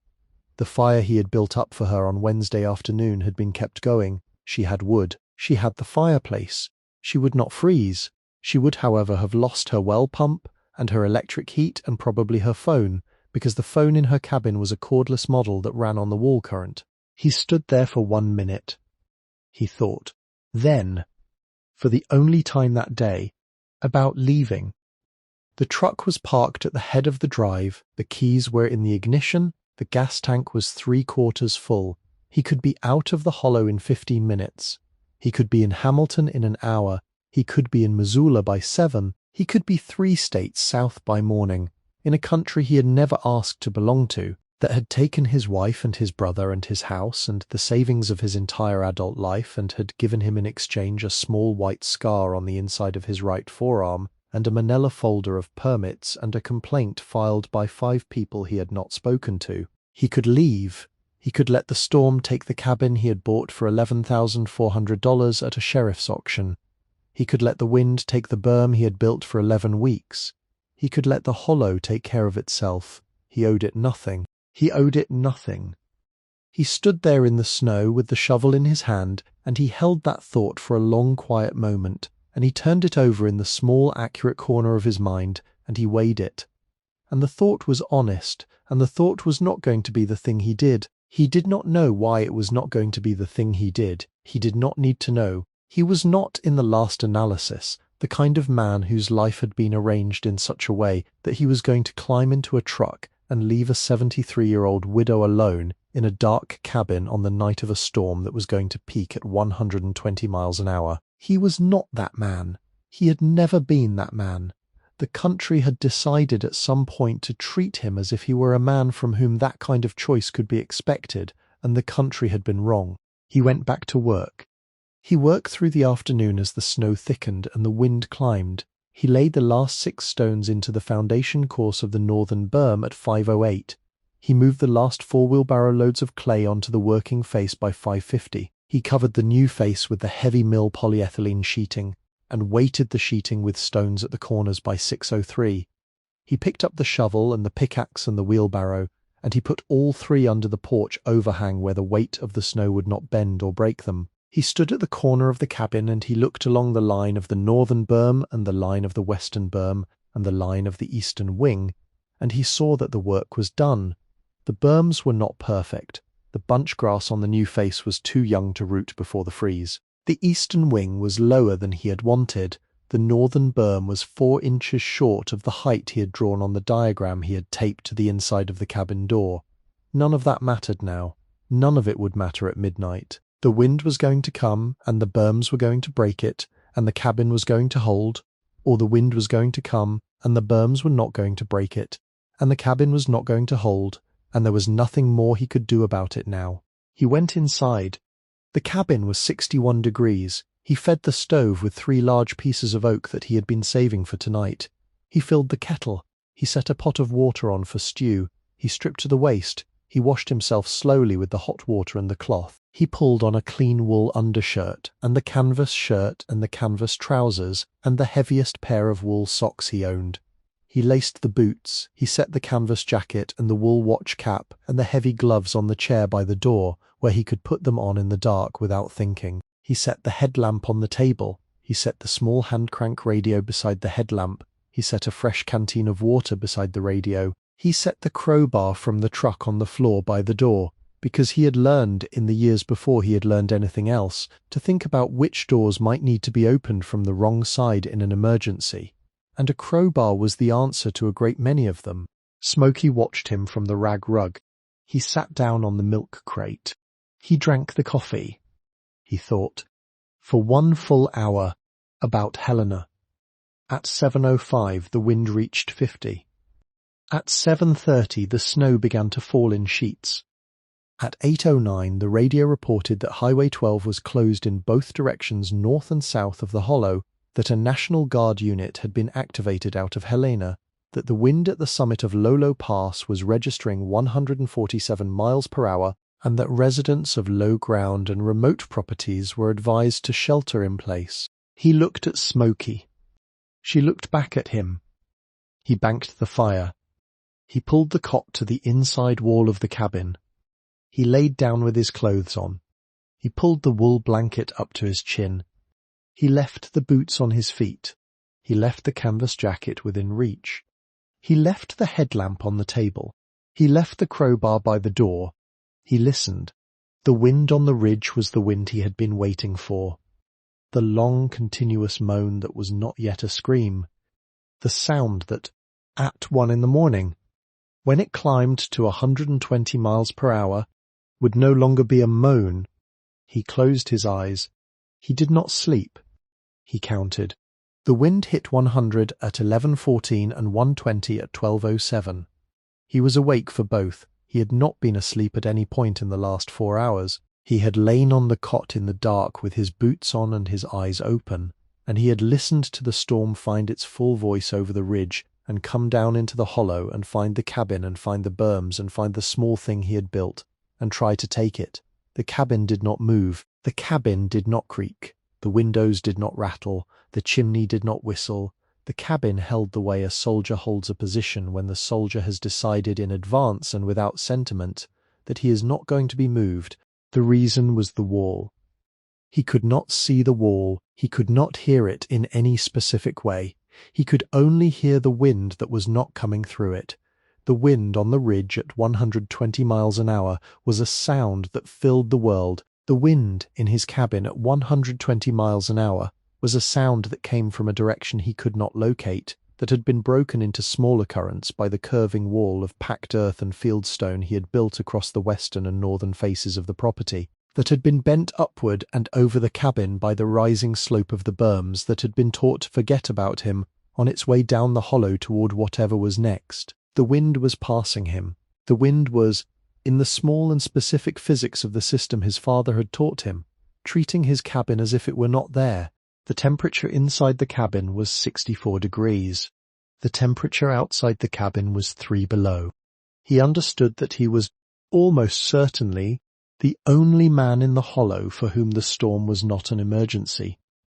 At 12:34, he sat up on the cot. Smoky was already at the door. She had not made a sound.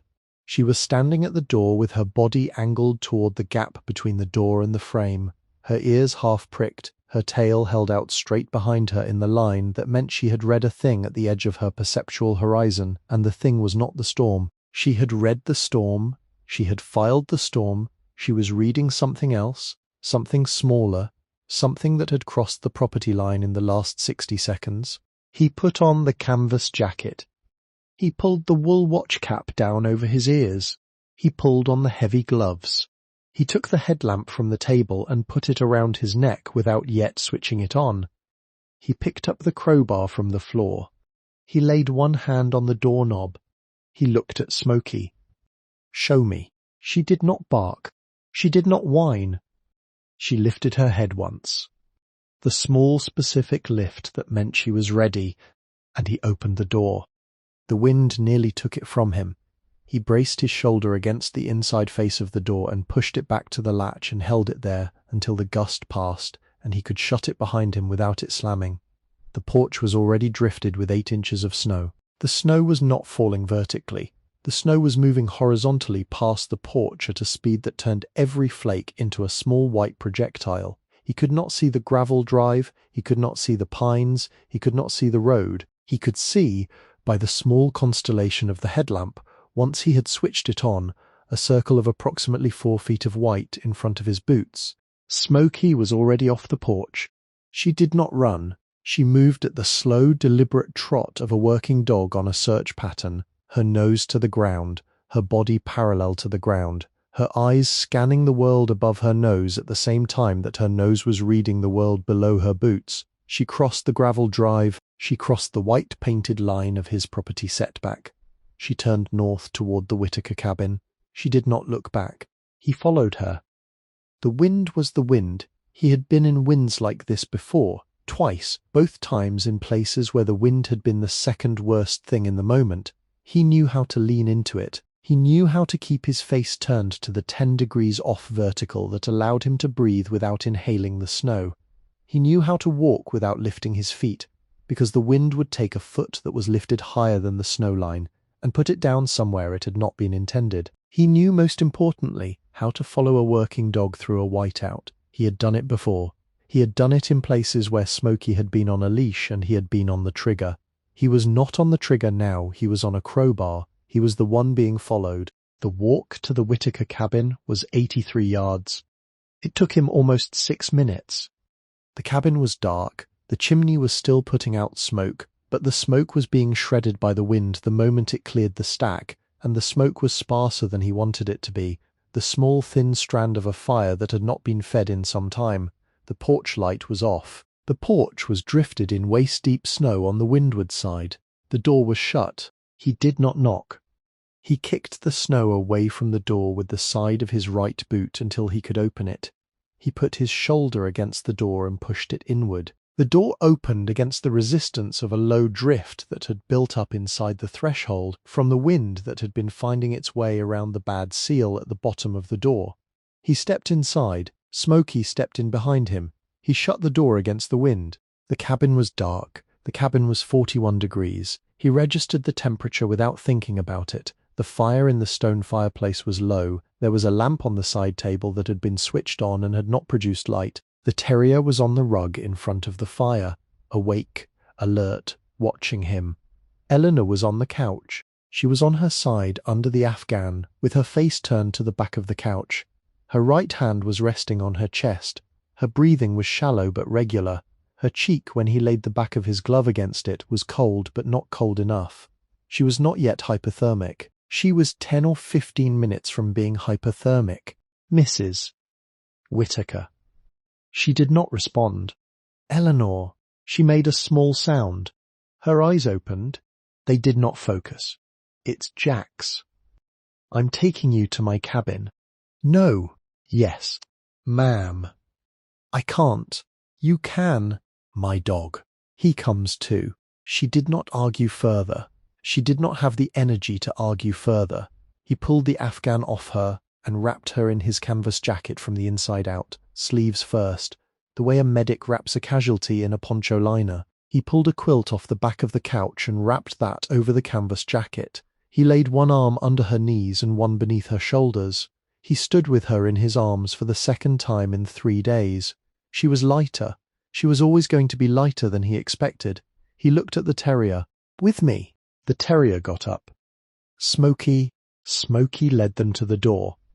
The walk back to his own cabin was 83 yards. It took him almost 8 minutes, because he was carrying her, and because the wind had picked up by another 5 miles per hour during the time he had been inside her cabin, and because the headlamp on his neck was now showing him a circle of approximately 3 feet of white in front of his boots. Smoky led. She led at the pace of a man carrying a woman in a 120-mile-per-hour wind. She did not get ahead of him. She did not fall behind. She kept her body in the line of the wind and broke a little of it for his lower legs as he walked. He had not asked her to do that. She had decided to do it. He understood what she was doing. He did not say anything. He walked. He was on the porch of his own cabin at 1:14. He kicked the door open. He carried her in. He laid her on the cot. He pulled the boots off his feet. He took his jacket back from her and wrapped her instead in the wool blanket, and the second wool blanket from the chest at the foot of the cot. He took her pulse at her wrist, 62. He took her temperature with the small digital thermometer in the medical kit he had kept since 2019, 93.1, mild hypothermia. She was going to be all right. She was going to be all right if he got the rest of her warm and got fluid into her, and kept the fire high for the next 4 hours. The terrier crawled up onto the cot beside her. Smoky walked to the rag rug and lay down. She did not lie down in her usual position. She lay across the rug at an angle, her body parallel to the cot, her muzzle resting on the front edge of the cot, exactly 6 inches from Eleanor's chest.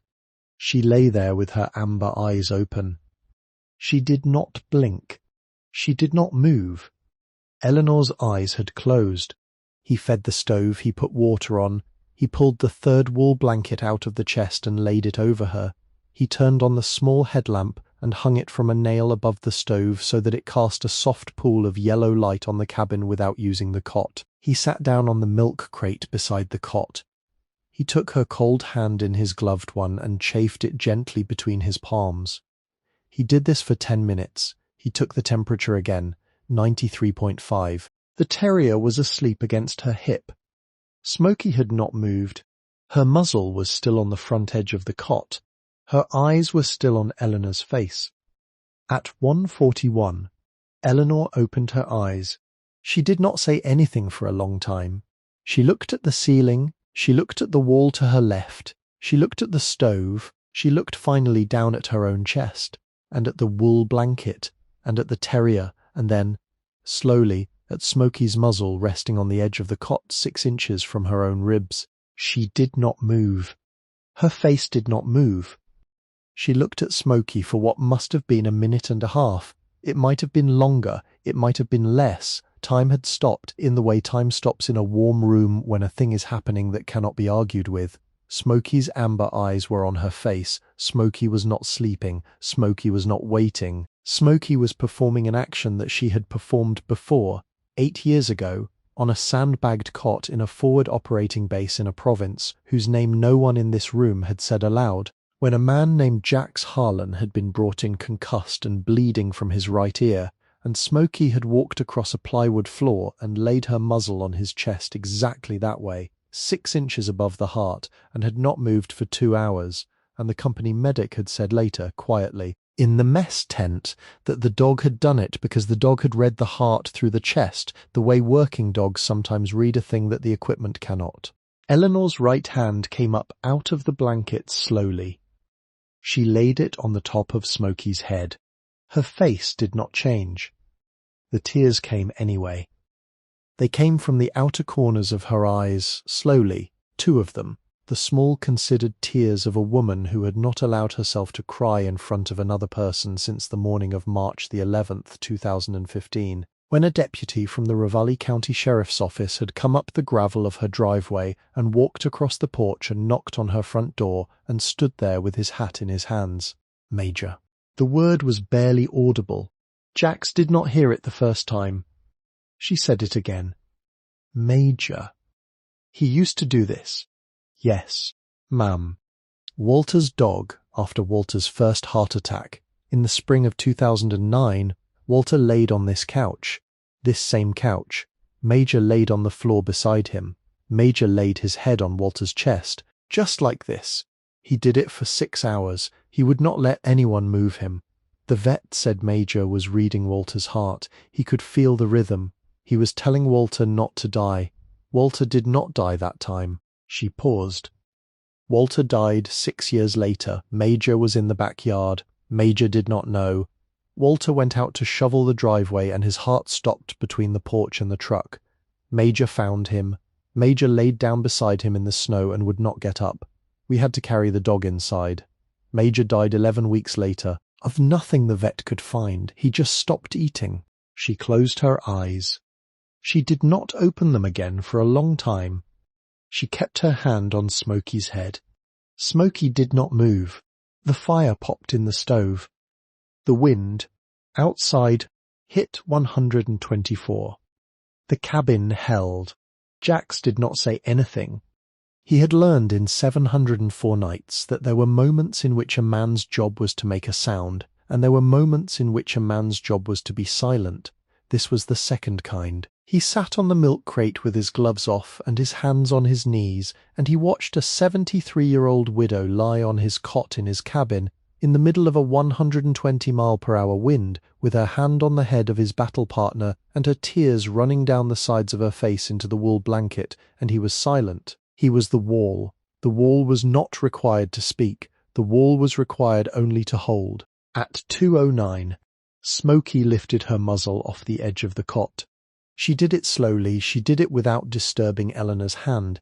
She turned her head and looked at Jax. Her amber eyes were the eyes of an animal who had finished one task and was now beginning another. He sat up. He watched her.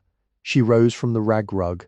She did not walk to the door. She did not walk to her water bowl. She walked, with the slow, deliberate step of a working dog on a target run, to the eastern wall of the cabin. The eastern wall was the inside wall of the cabin, the wall that did not face any weather, the wall that ran between the front room where the cot stood and the small closet that held his backpack and his discharge papers and the box of his father's effects. The wall was panelled in narrow tongue and groove cedar boards, painted a flat ivory white at some point in the 1980s and yellowed by wood smoke since. The boards ran vertically. There were 16 of them across the wall. They had been there, by the look of them, for at least 40 years. Smoky stood in front of the eastern wall. She lowered her nose to the third board from the corner. She breathed in. She breathed out. She moved her nose to the fourth board. She breathed in. She breathed out. She moved her nose to the 5th board. She stopped. She raised her right paw. She set it lightly against the 5th board. She held it there. He watched her for a long moment. "What do you have?" She did not look at him. She kept her paw on the board. She lowered her nose again. She breathed in. She held the breath. She let it out. He stood up. He crossed the room. He laid his hand on the 5th board beside her paw.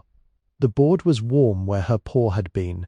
The board, when he tapped it with the back of his knuckle, made a sound that the boards on either side of it did not make. The other boards rang flat against the studs of the wall. The 5th board rang hollow. He looked at Smoky. She looked at him. He went back to the door and picked up the crowbar.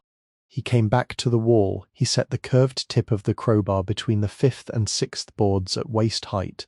He worked the tip into the seam carefully, the way he had pried open a great many things in his life, and he leaned his weight against the bar until the board began to release. It came away in one piece. The paint on the back was unmarked. There were no nails. The board had been set into the wall on a friction fit, by hand, by a man who had wanted a thing to stay closed but to be opened. He set the board on the floor. He looked into the hole. Behind the board, between the studs of the wall, in the small dry cavity that ran from floor to ceiling, and that no man living had thought to look into in 40 years, was a metal box. It was an old olive-drab field box, the kind the army had issued in the 1960s, 10 inches by 14 inches by 6 inches deep, with a hinged lid and a small steel hasp. The paint had faded almost to brown. There were 2 small white stencils on the lid. The first was a serial number he could not read in the dim light. The second was a name, Whitaker. He stood with the crowbar in his hand, and he looked at the box for a long moment without touching it. He could hear the wind outside. He could hear the stove behind him. He could hear, at the edge of his perception, the sound of Eleanor sitting up slowly on the cot, the rustle of the wool blanket, the small, careful intake of her breath. "Mr. Harlan." "Yes, ma'am." What did she find? "A box." "Ma'am." "What kind of box?" "A field box. Olive drab. The name on the lid is Whitaker." The silence that followed was a long one. The wind hit 127 on the ridge. The fire popped. The terrier raised his head from the cot and lowered it again. Jax did not move. Smoky did not move. They were both waiting. Eleanor said, in a voice that was very quiet but very steady, "Bring it here." He reached into the wall with both hands. He lifted the box out. It was heavier than he expected. He carried it across the room. He set it down on the cot beside her. He stepped back. She looked at the box for a long time. Her right hand rested on the lid. She did not open it. She did not look up. "He told me," she said. "Once, before he died, he told me he had put a thing away in the cabin he could not bring home. He would not say what it was. He said he would tell me when the time came. He never told me. The time never came." "Yes, ma'am." "This is the cabin," he meant. "Yes, ma'am." "He never told me he had bought another cabin. He never told me he kept this one after his father died. I thought it had been sold in 1976 with the rest of the estate. He must have bought it back. I never knew." She was crying again, more openly now. She did not try to hide it. The tears came down her face into the collar of her shirt, and she did not lift her hand to wipe them away. Smoky had come back to the cot. Smoky was lying on the rag rug again with her muzzle on the edge of the cot, 6 inches from Eleanor's ribs. Eleanor's left hand had come down to rest on Smoky's head. "Open it, Mr. Harlan." "Yes." "Ma'am." He flipped the small steel hasp. He lifted the lid. Inside the box on the top was a leather-bound journal. Brown, the spine cracked, the pages soft with age.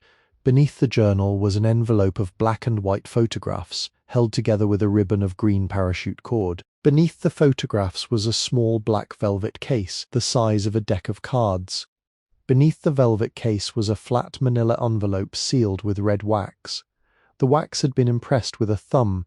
The thumbprint was Walter's. Eleanor reached for the journal. Her hands were shaking. She opened it to the first page. The first page was a single line of handwriting, done in fountain pen, in the small, careful block letters of a man who had learned to write standing up. To whoever comes after me, if you are reading this, you were not crazy. You were listening. She closed the journal slowly. She held it against her chest. She did not say anything for a long time. The wind hit 130 on the ridge. The cabin held. Outside, the storm was at its peak. Inside, 2 soldiers, separated by 47 years and 1 wall of cedar boards, finally finished a conversation that one of them had begun in 1979. He let her hold the journal against her chest for as long as she needed to hold it. He did not move. He sat back down on the milk crate beside the cot. He took the gloves out of his lap and folded them on his knee. He rested his hands palm down on the canvas of his thighs the way he had been taught to rest them at parade rest. Fingers together, thumbs in line, he looked at the floor between his boots. The pine boards of the cabin floor were the boards Walter Whitaker had walked across in 1979 and 1980 and 1981 and 40 other years, in boots not unlike his own, and Jax could feel, in the small specific way of his discipline, the weight of the man through the wood. He did not say so. He did not need to say so. Eleanor opened the journal again at 3:12. She had stopped crying. Her face was very still. Her hands were no longer shaking. She turned the page. The second page was a hand-drawn sketch. It had been done with a sharpened carpenter's pencil and shaded with the side of the lead, in the patient, careful hand of a man who had been trained to draw a thing accurately because his life had depended on the accuracy. The drawing was a plan view of a property. The property was the cabin he was sitting in. The drawing showed the cabin in the center and the gravel drive at the southern edge, and a curving wall of earth running along the western and northern faces, set back 4 feet from the easement of the public roadway, faced on the windward side with fieldstone planted on the crown with native bunchgrass. The wing curved inward at the western corner. There was an annotation along the top edge of the drawing, in the same careful block letters, WINDBREAK, SUNDOWNHOLLOW,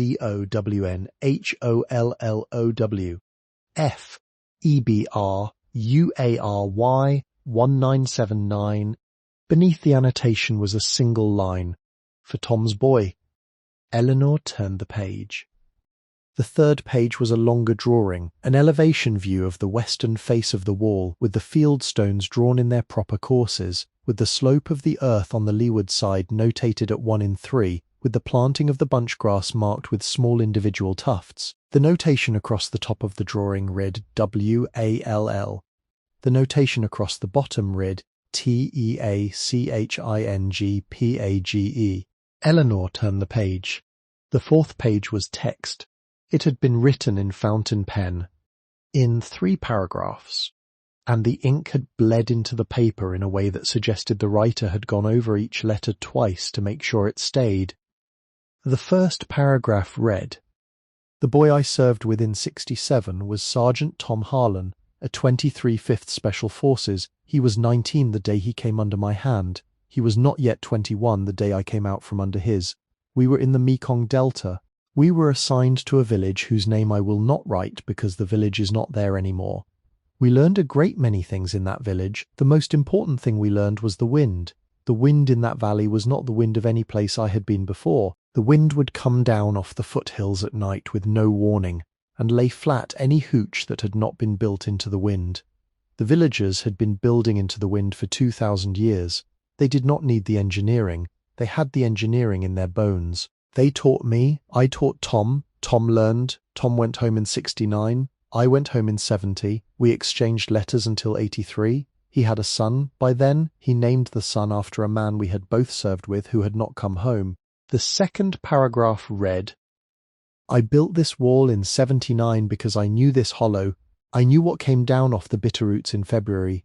I knew that one day the wind would catch this hollow in a way that took roofs and broke families. I built the wall to teach.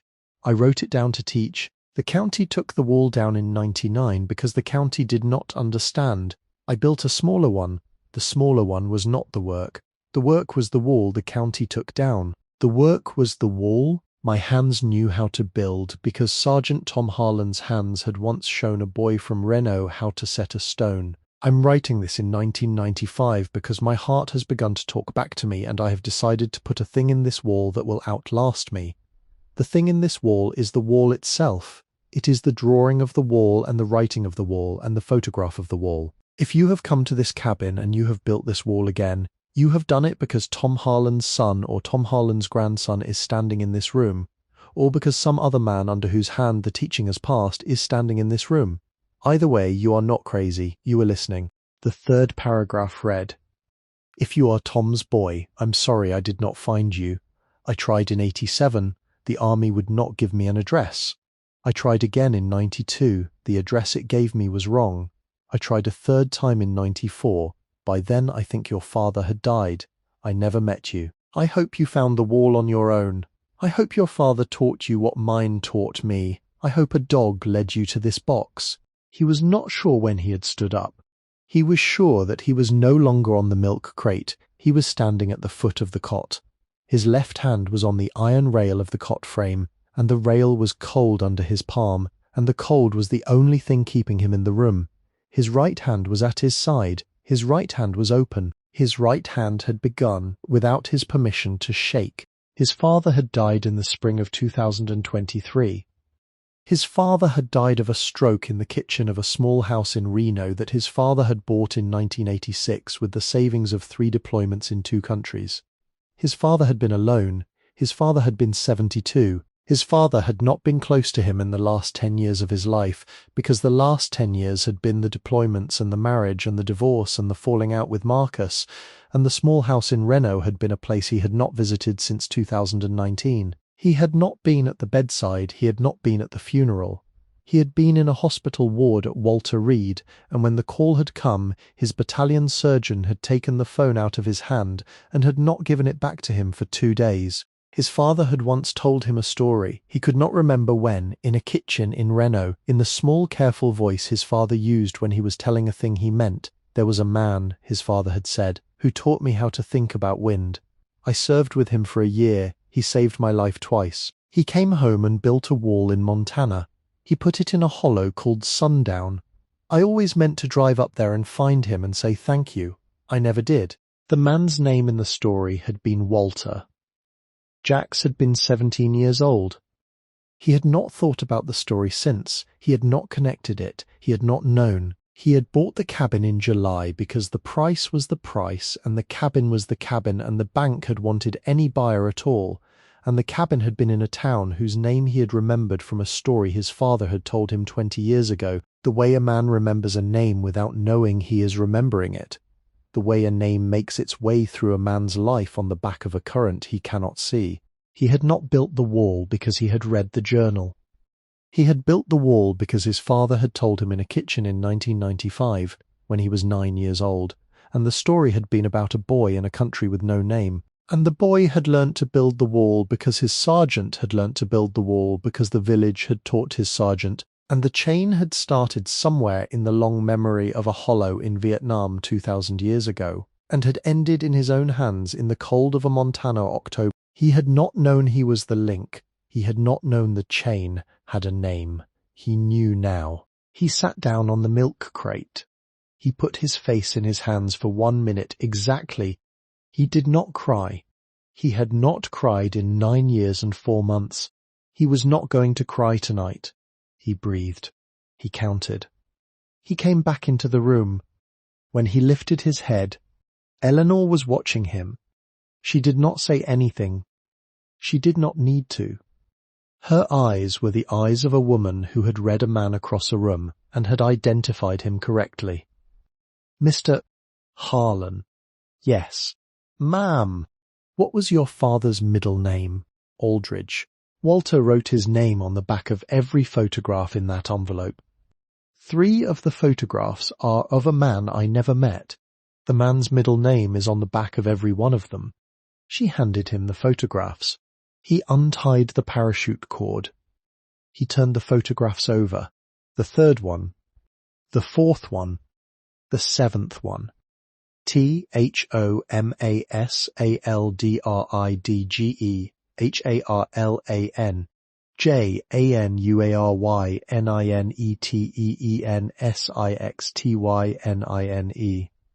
The same hand, the same pencil, the same patient, careful block letters. His father, in a country with no name. In a year when Jax's father had been 20 years old and Jax had not yet been imagined. He sat there for a long time. He did not cry, he did not speak. Smoky lay on the rag rug, with her muzzle on the edge of the cot. The wind on the ridge had begun, by very small increments, to ease. The storm had crested at 12:47 and was now in the long, slow descent that would take it down to 40 miles per hour by dawn and to 20 by mid-morning. The cabin held. The cabin had held through all of it. The cabin would hold. At 3:41. A fist pounded on the door. He came up off the milk crate with the crowbar in his hand before he had thought about it. He had heard the pound through the wind. The wind was at 90. The pound had come through it. The pound was urgent. The pound was a man. He went to the door. He cracked it. B. Pickett was on the porch. He was without a hat. His Carhartt jacket was open. His face was the colour of skim milk, and the snow had crusted in his beard, and his eyes were the eyes of a man who had not slept and had walked a long way through a wind he had not been ready for. Harlan. Mr. Pickett. My wife. My boy. The trailer. The trailer's gone. The wind. The roof. We've got nowhere.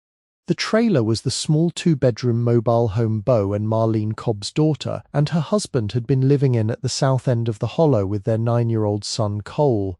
Jax did not know the family. He had seen the trailer from the road. He had wondered in passing whether the tie-downs on it had been put in correctly. The tie-downs had not been put in correctly. The wind had taken the roof at 3:12. Where are they? My truck. My truck's at the end of your drive. The drive is drifted. I couldn't get up. They're in the cab.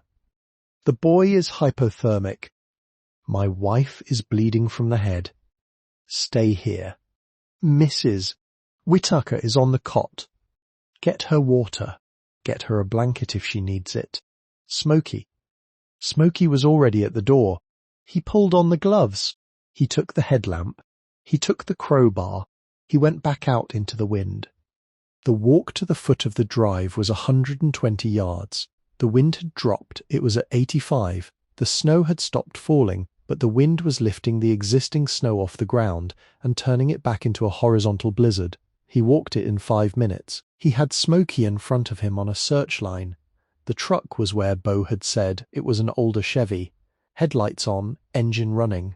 The front bumper buried in a 4-foot drift. The driver's window was down 2 inches. Through the window he could see the woman in the passenger seat with a child in her lap and a wadded cloth pressed against her own forehead, and the cloth was dark with blood. He opened the passenger door. Ma'am. Yes. I'm Jax Harlan. I'm taking you to my cabin. The boy first. Yes. He took the child first. The boy was 9. The boy was small. The boy was not conscious. The boy's face was the colour of the inside of a clamshell. He wrapped the boy in his canvas jacket, and he carried the boy back up the drive at a walk that did not slow for the wind, because the boy did not have time for him to slow. He was at the porch in 4 minutes. He pushed the door in with his shoulder. Beau was there. Beau took the boy from him. Beau set the boy on the rag rug in front of the stove. Beau, who had not spoken to him in 2 months except to ring up a bag of fuel pellets, was crying. Jax went back out. The walk to the truck was 3 minutes this time. He had broken the line in the snow. The boy's mother was conscious. The boy's mother was in worse shape than the boy. He carried her up the drive over his shoulder in a fireman's lift because he could not carry her in his arms in a wind that had a half-second wind shear in it. He was at the porch in 5 minutes. Beau took the woman. Bo set her on the cot beside Eleanor, who had moved over without a word. Jax went back out for Bo Pickett. Bo had walked from the Chevy on his own. Bo had walked the 120 yards in a Carhartt jacket without a hat, in an 85-mile-per-hour wind because there had been no one else to walk it. Bo had come up the drive in 12 minutes because Bo had not been a soldier and Bo had not been a young man for 15 years, and the cold had caught him on the way and was in his hands and his face and his lungs, and when Jax got to him, on the gravel of his own driveway, 20 yards from the porch, Bo Pickett had gone down on one knee in the snow, and he was looking at the cabin and he was crying. I shouldn't have. Get up. Mr. Pickett. I shouldn't have. About the wall, the store. The complaint. I shouldn't have. Get up. Jax got him up. Jax got him to the porch. Jax got him into the cabin. Jax shut the door behind them. The cabin was 63 degrees inside. The cabin was holding 9 people now, 3 women, 2 children, because Bo had also brought the toddler, 2 men, 2 dogs, a terrier, a working dog, the smell of damp wool and pine smoke and adrenaline and blood. The fire in the stove cast a yellow circle on the floor. The headlamp hung from the nail. Eleanor was sitting up, the journal in her lap, her hand resting on the head of the boy who had been laid on the rag rug. The boy's colour had begun to come back. The boy was going to live. Bo Pickett sat down on the floor with his back against the wall. He put his face in his hands. He did not say anything else. Jax fed the stove. He set water on for the boy. He pulled the medical kit out of the closet and began to work on the woman's head. The cut was not as bad as it had looked. The blood had been the blood of a scalp wound, which always looks worse than it is. He cleaned the cut. He set 4 butterfly closures across it. He wrapped a bandage around the woman's head. He went out twice more before dawn. The first time was at 4:02. He went out for the Reedy family at the head of the hollow, who had lost their power at 1:30 and their well at 2:15, and were now down to a single battery-powered lantern and a small wood stove that was not putting out enough heat for the room. He brought back Nathan Reedy and Joyce Reedy, who had signed the complaint against him. Joyce Reedy could not look him in the face. She did not have to look him in the face. He led them into the cabin. He sat them by the stove. He fed them the last of the bread. The second time was at 5:09. He went out for Dale Cobb, whose wife Marlene had finally called for help on a hand-crank radio that had taken her until 5 to remember she owned. Dale and Marlene were a half-mile up the road. The walk was a half-hour. He brought them both. Dale did not speak. Marlene Cobb stepped into the cabin, and she saw the 7 people already inside it, and she saw Eleanor on the cot, and she saw the boy on the rug, and she saw the soldier with the canvas jacket hanging open, and the grey dust of the snow in his beard. And Marlene Cobb sat down on the floor next to her husband, and she wept openly for the first time in 20 years for reasons she did not yet understand, and was not going to be able to explain to herself for several days. By 6 in the morning, the cabin held 13 people. By 6:30, the wind had dropped to 50. By 7, the first thin grey light had begun to come up through the eastern window. The cabin was 64 degrees. The cabin had held.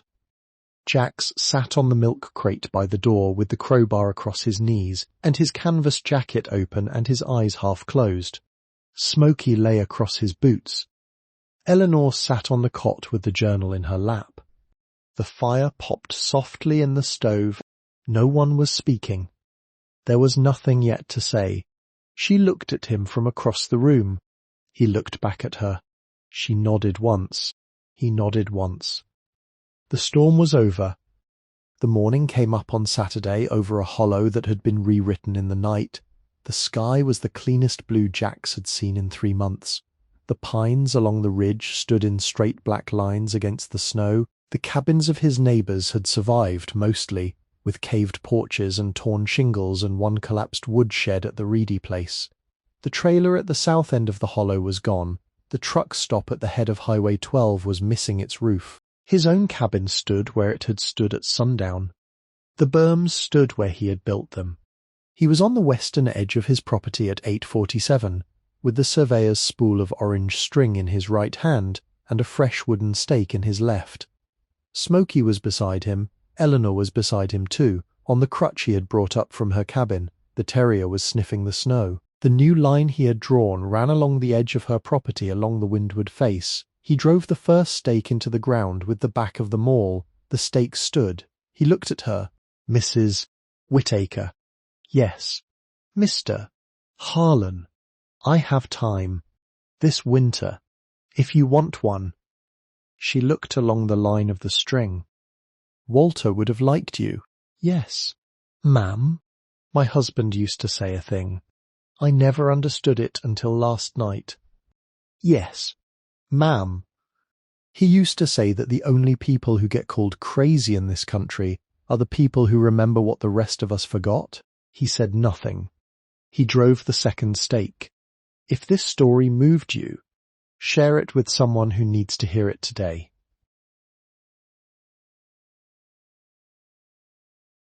The Heroic Veteran Dogs is a fictional channel created to entertain, educate, and inspire the audience by exploring the deep, loyal bond between veterans and their dogs. All channel content does not represent real individuals, actual events, or documented cases. Any resemblance to real people, animals, or events is entirely coincidental.